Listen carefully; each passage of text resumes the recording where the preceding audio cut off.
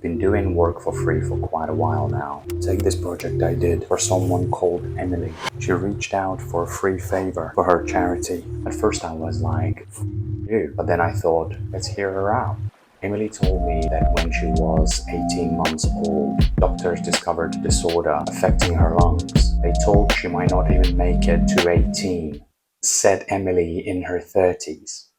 And that was convincing enough to help her out for free. She mentioned that running had a huge impact on improving her breathing and quality of life, which instantly reminded me of a design I did some time ago. I created a poster where I placed two Nike Air Max shoes in the shape of lungs. It was a metaphorical representation of how air, both oxygen and the shoe, is vital for humans.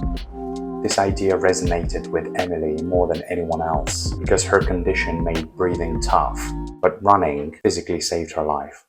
I just had to redraw the Nike Air shoe for legal reasons and tweak an existing design. Now, some might say, hey, designers need to get paid. And they do, but sometimes these projects are about gaining experience and building your portfolio. And if it's for a good cause, then it just has to be done. So how did it turn out? Pretty good actually. The poster got noticed and ended up at the Museum of Arts and Crafts in Hamburg as part of a sneaker exhibition. After that, other charity companies wanted to use the design too. Emily successfully spread awareness through her merch. And get this, the idea got so popular that even Nike itself nicked it.